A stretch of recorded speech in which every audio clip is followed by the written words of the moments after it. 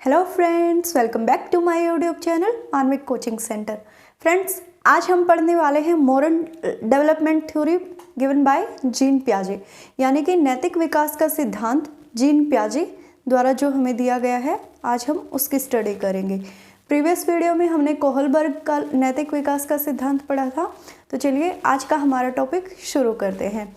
नैतिक विकास का सिद्धांत आज हम पढ़ने वाले हैं जीन पियाजे द्वारा जो हमें बताया गया है। जीन पियाजे ने 1932 में हमें नैतिक विकास का सिद्धांत दिया था, जबकि इसके बाद लॉरेंस कोहलबर्ग ने दिया था 1669 में। ठीक है, 1969 में लॉरेंस कोहलबर्ग ने दिया था। तो कई बार अगर आपसे जनक पूछता है तो अगर जीन पियाजे ऑप्शन में है तो आप जीन पियाजे टिक कीजिएगा, अदरवाइज आपका आंसर क्या आएगा, लॉरेंस कोहलबर्ग। ठीक है, तो चलिए समझते हैं इसको। जीन पियाजे नैतिक विकास के बारे में क्या कहते हैं। आप सभी को पता है कि जीन पियाजे ने जो कॉग्निटिव डेवलपमेंट की जो थ्योरी दी थी वो अपने ही बच्चों के ऊपर उन्होंने स्टडी किया था, है ना। अपने ही बच्चों का अध्ययन करके हमें संज्ञानात्मक विकास के बारे में बताया था। ऐसा ही उन्होंने नैतिक विकास के साथ किया। वो जब बच्चों को देखते हैं, उन्होंने साक्षात्कार विधि का प्रयोग किया। वो जब अपने बच्चों को कंचे खेलते हुए देखते हैं और उनसे कुछ नियमों में बदलाव करने के लिए कहते हैं, तो वो पाते हैं कि बच्चे रूल्स में चेंज करने से मना कर देते हैं, यानी कि नियमों में बदलाव से मना कर देते हैं। तो उसी आधार पर इन्होंने नैतिक विकास की दो अवस्थाएं बताई हैं, प्रायत्त विकास की अवस्था, स्वायत्त विकास की अवस्था। स्वायत्त विकास की अवस्था यानी कि हेट्रोनोमस एंड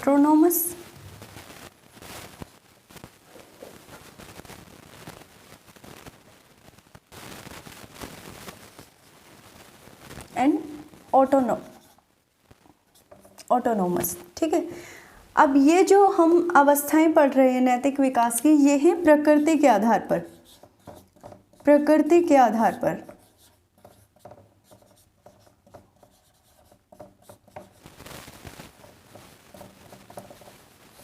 ठीक है, जीन पियाजे ने नैतिक विकास को दो आधार पर बांटा था, प्रकृति के आधार पर और आयु के आधार पर। प्रकृति के आधार पर उन्होंने नैतिक विकास की हमें दो अवस्थाएं बताई हैं और आयु के आधार पर उन्होंने हमें नैतिक विकास की 4 अवस्थाएं बताई हैं। तो फिलहाल हम पढ़ रहे हैं प्रकृति के आधार पर जो उन्होंने 2 अवस्थाएं बताई हैं। वो कौन कौन सी है, प्रायत्त विकास की अवस्था और सेकंड है स्वायत्त विकास की अवस्था। प्रायत्त विकास की अवस्था में वो क्या कहते हैं कि यहाँ पर जो बच्चा होता है वो 2 से 8 वर्ष का होता है, और स्वायत्त विकास की अवस्था में जो बच्चा होता है वो 9 से ऊपर होता है। ठीक है, वो कहता है कि जब बच्चा 2 से 8 साल का होता है तब जो उसका नैतिक विकास होता है वो परिणाम पर आधारित होता है। ठीक है, मान लीजिए बच्चे को चॉकलेट चाहिए। ठीक है, आप उससे बोलते हैं बेटा घर में मेहमान आए हैं, आप उनको नमस्ते करो तो मैं आपको चॉकलेट दूंगी। तो यहाँ पर जब उसका नैतिक विकास डेवलप हुआ है वो किसकी वजह से हुआ है, परिणाम के आधार पर हुआ है कि अगर वो नमस्ते करेगा तो उसको चॉकलेट मिलेगी, अगर वो गलत काम करेगा तो उसको मार पड़ेगी या डांट पड़ेगी, जिसके डर से वो गलत काम नहीं करता है। ठीक है, तो 2 से 8 वर्ष का जो बच्चा होता है उसके अंदर जो नैतिकता होती है वो परिणाम के आधार पर होती है। अगर वो कोई काम नहीं कर रहा जिसके करने से उसको दंड मिलता है, ठीक है, अगर वो कोई अच्छा काम करता है तो वो किस लिए कर रहा है, वहाँ पर प्रशंसा के लिए, पुरस्कार के लिए। ठीक है, तो आपको ध्यान रखना है कि जो 2 से 8 वर्ष का जो बच्चा है प्रायत्त विकास की अवस्था के अंदर, वो परिणामों के आधार पर कार्य करता है। परिणामों के आधार पर कार्य करता है।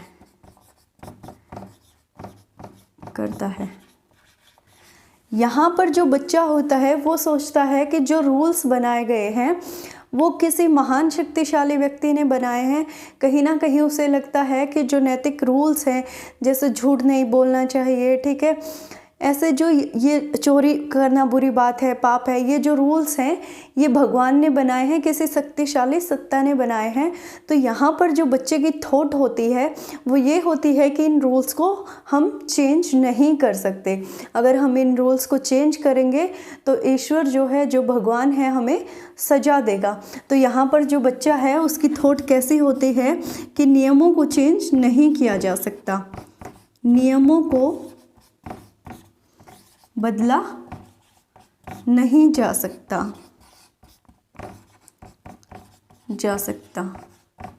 क्योंकि जब जीन पियाजे अपने बच्चों को खेलते हुए देखता है, अपनी बेटी जैकलीन को बोलता है, कंचे खेल रही थी जब वो, कि बेटा अगर इन रूल्स में हम चेंज करते हैं तो वहाँ से उसको जो नैतिकता का आभास होता है। तो जो बच्चे हैं वो कहते हैं नहीं, ये रूल्स ऐसे ही हैं, हमें इनको ऐसे ही खेलना पड़ेगा।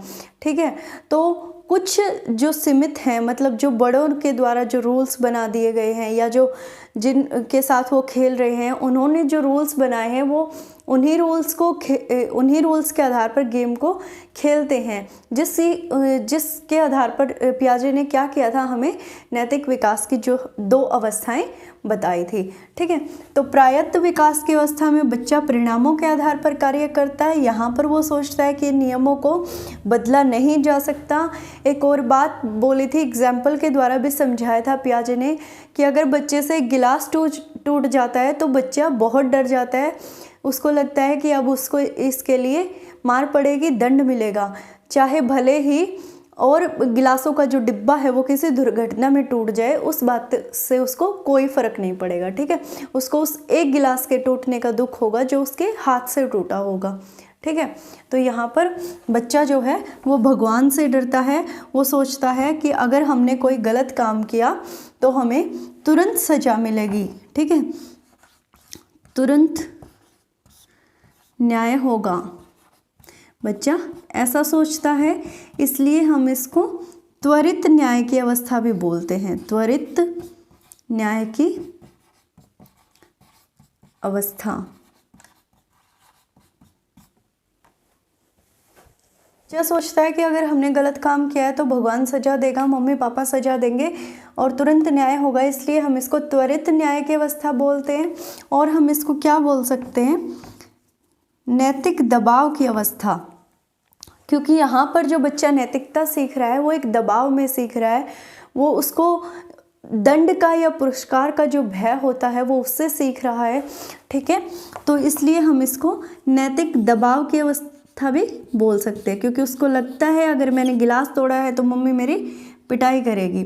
तो यहाँ पर जो नैतिकता है वो कैसी है, दबाव की वजह से है, इसलिए हम इस अवस्था को नैतिक दबाव की अवस्था भी बोल सकते हैं, नैतिक दबाव की अवस्था।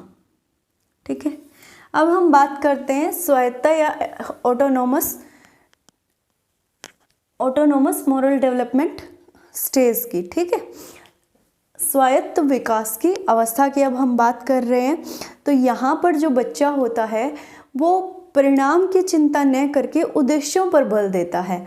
ठीक है, अब यहाँ पर जो बच्चा है उसका डेवलपमेंट, मोरल डेवलपमेंट हो चुका होता है, उसको अब सही गलत का निर्णय लेने की उसके अंदर इच्छा शक्ति आ जाती है, वो चीज़ों के सही गलत के बारे में निर्णय ले सकता है।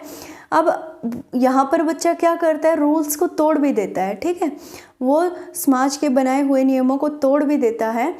कई बार क्या करते हैं, जैसे किसी बच्चे को बहुत ज़ोर से बहुत भूख लगी थी, बहुत गरीब बच्चा था और वो चोरी करके रोटी खा लेता है।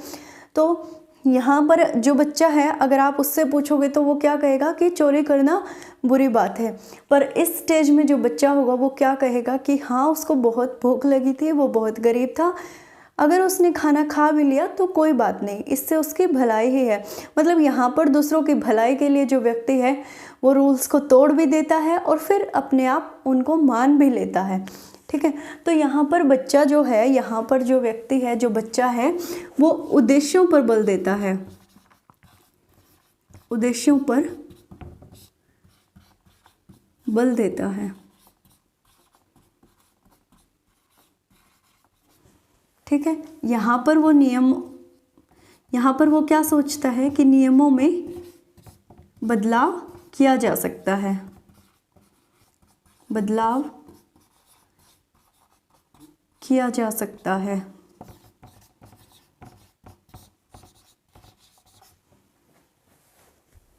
यहाँ पर जो बच्चा है वो तार्किक चिंतन करने लग जाता है, क्योंकि बच्चा जब तार्किक चिंतन शुरू कर देगा तभी तो उसको सही गलत का निर्णय लेने की जो शक्ति है उसके अंदर विकसित होगी, है ना। हमने पहले भी पढ़ा है जीन पियाजे के संज्ञानात्मक विकास में कि जब बच्चा तार्किक चिंतन करने लग जाता है तो उसको सही गलत का पता चल जाता है, ठीक है।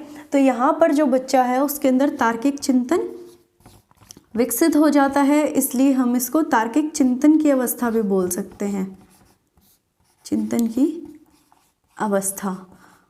और किन नामों से जाना जाता है ये, क्योंकि देखो सीटेट एचटेट में इंग्लिश वाले नाम बहुत आसान है, जैसे ऑटोनोमस हो गया, ठीक है, ये ऐसे ही मिल जाएंगे हमें, पर हिंदी में नाम थोड़े टिपिकल आते हैं तो अन्य नाम भी कर लो इसके। हम इसको सामाजिक अनुबंधन की अवस्था भी बोल सकते हैं, सामाजिक अनुबंधन की अवस्था, अनुबंधन की अवस्था, या फिर आप क्या कह सकते हो, सामाजिक चेतना की अवस्था, सामाजिक चेतना की अवस्था, ठीक है। तो प्रकृति के आधार पर पियाजे ने क्या किया था, पियाजे ने नैतिक विकास को 2 स्टेजेस में डिवाइड किया था, हेट्रोनोमस और ऑटोनोमस, ठीक है। प्रायत्त विकास की अवस्था, स्वायत्त विकास की अवस्था।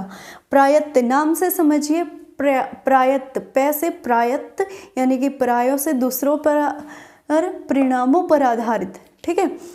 प्रायत्त से परिणामों पर आधारित काम करता है बच्चा, नियमों में सोचता है कि कोई बदलाव नहीं हो सकता, ईश्वर से डरता है, अपने माता पिता से डरता है।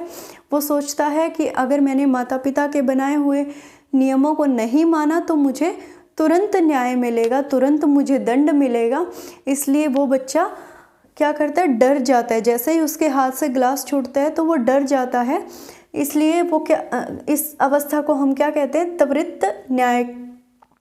इसलिए हम इस अवस्था को क्या कह सकते हैं, त्वरित न्याय की अवस्था।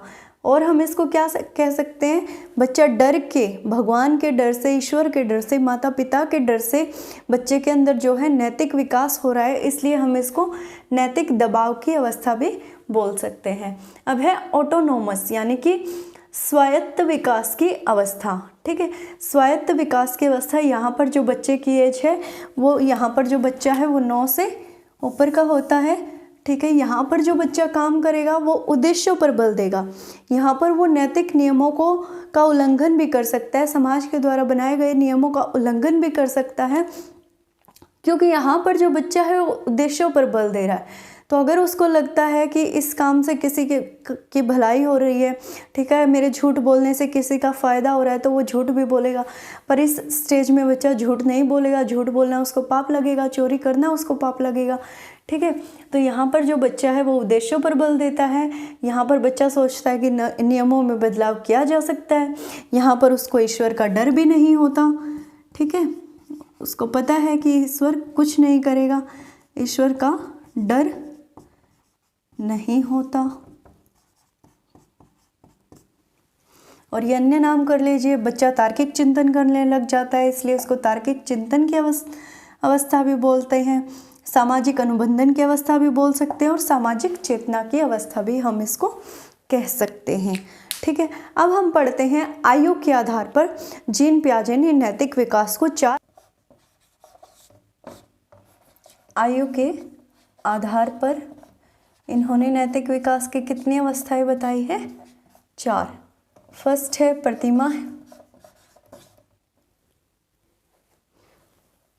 प्रतिमाहीनता अवस्था,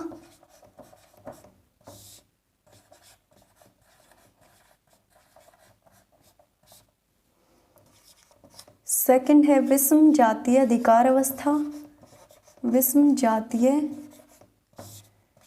अधिकार अवस्था,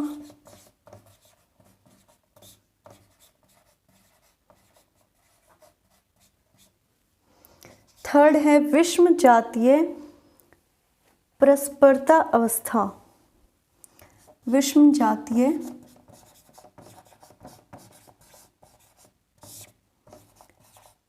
परस्परता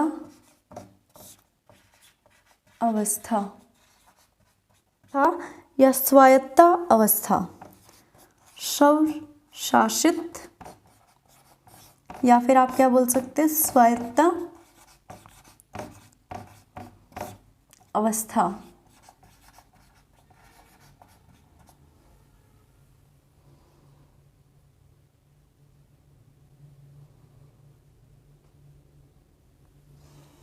प्रतिमाहीनता अवस्था, इसको हम अनियमित अवस्था भी बोल सकते हैं, अनियमित।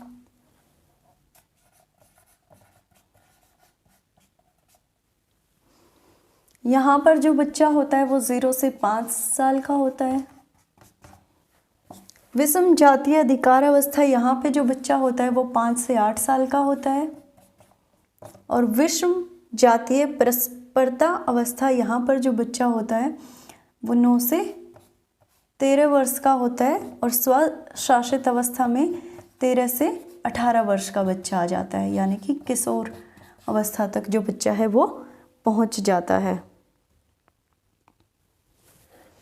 तो अब समझिए, देखिए, प्रतिमाहीनता अवस्था या अनियमित अवस्था में पियाजे क्या कहते हैं कि यहाँ पर जो बच्चा है ना वो अपने परिणाम, मतलब उसके अंदर नैतिकता जो है वो या तो दंड पर आधारित होगी या पुरस्कार पर।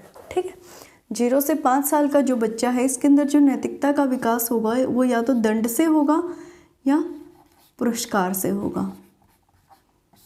ठीक है, फिर कहते हैं विषम जातीय अधिकार अवस्था, यानी कि दूसरे का जो अधिकार, जिसके दूसरों के अधिकार से, जैसे जो माता पिता बच्चे को जो नैतिकता सिखाते हैं, ठीक है, जो बड़े बुजुर्ग जो बच्चे को नैतिकता सिखाते हैं दबाव से, अधिकार यानी कि दबाव से समझो आप इसको।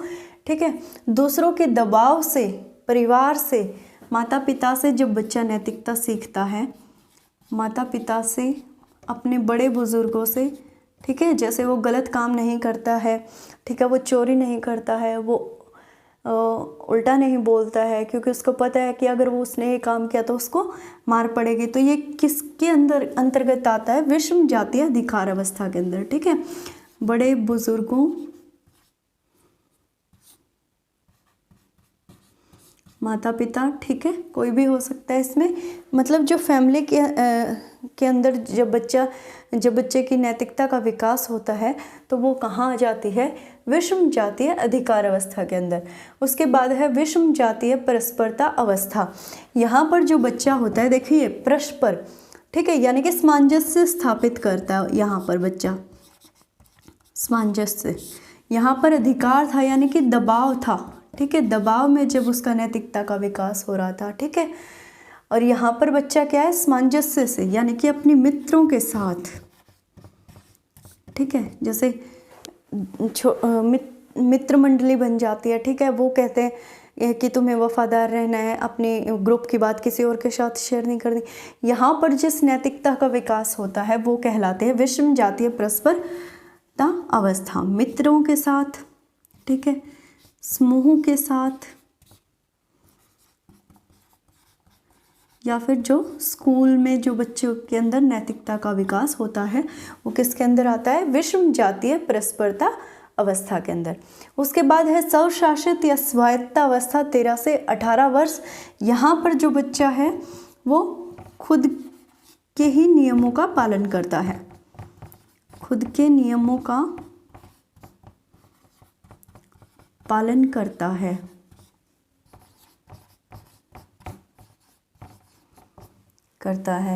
पियाजे तो ये भी कहते हैं कि ये जो अवस्था है वो मृत्यु पर्यंत तक चलती रहती है।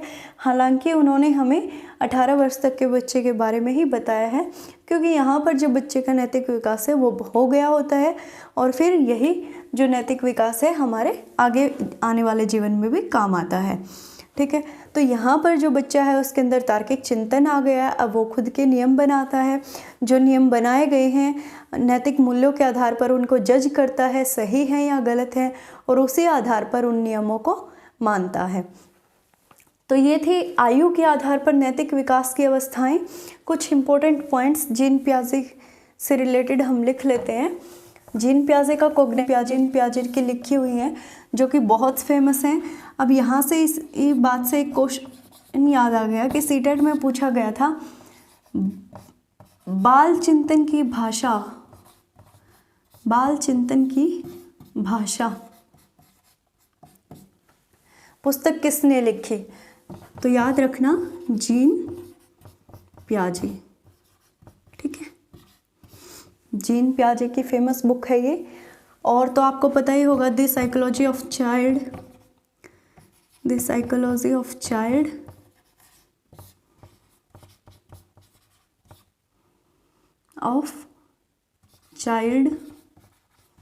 ठीक है, ये भी इनकी फेमस बुक है। द साइकोलॉजी ऑफ एजुकेशन, ये भी बहुत फेमस बुक है।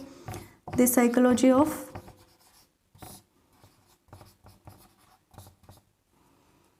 एजुकेशन।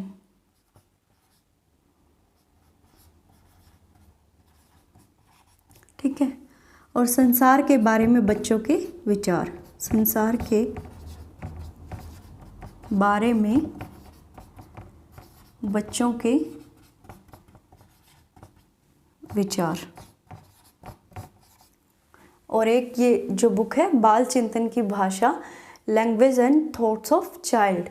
ठीक है, तो ये कुछ फेमस बुक्स हैं। बाकी आप और भी बुक्स हैं उनके नाम भी कर सकते हैं करना चाहें तो। फिलहाल ये क्वेश्चन जो है ये सीटेट में पूछा गया था, मैंने आपको बता दिया। ठीक है, जीन पियाजे को वैसे हम कॉग्निटिव डेवलपमेंट से ज़्यादा जानते हैं। इन्होंने प्रसिद्धि कॉग्निटिव डेवलपमेंट से ही प्राप्त की थी। इन्होंने 32 बुक्स लिखी हैं, जिनमें से कुछ बुक्स के नाम यहाँ पर दिए गए हैं, आप इनको पढ़ लीजिएगा। एक बार फिर से रिवाइज करते हैं। जीन पियाजे ने जो नैतिक विकास का सिद्धांत दिया था वो साक्षात्कार विधि के आधार पर दिया था। ठीक है, यहाँ से एक पॉइंट और निकल के आ गया, इसको भी ध्यान रखिएगा। साक्षात्कार विधि का इन्होंने प्रयोग किया था नैतिक विकास देते वक्त। ठीक है, नैतिक विकास हमें दिया। ठीक है, तो ये क्या कर रहे हैं, ये बच्चों को देख रहे हैं कंचे खेलते हुए, और जब उनसे बोलते हैं कि इन रूल्स में थोड़ा सा चेंज कर लो, इनको ऐसे क्यों खेल रहे हो, ये रूल्स किसने बनाए हैं, आप इनको चेंज करके भी तो खेल सकते हो। तो जो बच्चे होते हैं वो मना कर देते हैं। तब जो जीन पियाजे है वो अपना नैतिक विकास का सिद्धांत देता है प्रकृति के आधार पर और आयु के आधार पर। प्रकृति के आधार पर इन्होंने 2 अवस्थाएं बताई हैं, प्रायत्त विकास की अवस्था और स्वायत्त विकास की अवस्था। दोनों को समझने के लिए एक इम्पोर्टेंट बात है कि प्रायत्त विकास की अवस्था में जो बच्चा होता है, 2 से 8 साल का जो बच्चा है, वो परिणामों के आधार पर कार्य करता है, वो दंड के भय से कार्य करता है। उसके अंदर जो नैतिकता है वो दंड की वजह से, दंड के भय की वजह से विकसित होती है। यहाँ पर जो बच्चा है ईश्वर से बहुत डरता है, उसको लगता है कुछ भी गलत हुआ उसके साथ तुरंत न्याय होगा, उसको तुरंत दंड मिलेगा, इसलिए हम इसको त्वरित न्याय की अवस्था भी बोलते हैं। स्वायत्त विकास की अवस्था के अंदर जो बच्चा है वो उद्देश्यों पर बल देता है, परिणामों पर बल नहीं देता। ठीक है, अब अगर उसको लगता है कि मेरे झूठ बोलने से किसी का भला हो रहा है तो वो झूठ भी बोलेगा, वो नियमों को तोड़ भी देगा। ठीक है, क्योंकि यहाँ पर जो बच्चे के अंदर है तार्किक चिंतन का विकास हो गया होता है। ठीक है, तो यहाँ पर जो बच्चे की एज होती है वो 9 से ऊपर के होता है, 9 से लेके उसके बाद की एज वाला जो बच्चा है वो आ जाता है हमारा स्वायत्त विकास की अवस्था के अंतर्गत। उसके बाद था हमारा आयु के आधार पर 4 अवस्थाएं जो हमने अभी पढ़ी हैं, और ये कुछ इंपॉर्टेंट बुक्स लिखी है मैंने यहाँ पे, तो आप इनको नोट कर लीजिएगा। मिलते हैं नेक्स्ट वीडियो में। नेक्स्ट वीडियो में हम पढ़ेंगे एल्बर्ट बंडूरा का और जेरोम ब्रोनर का सिद्धांत। तब तक आप वीडियो को लाइक, शेयर और सब्सक्राइब ज़रूर कर दीजिएगा।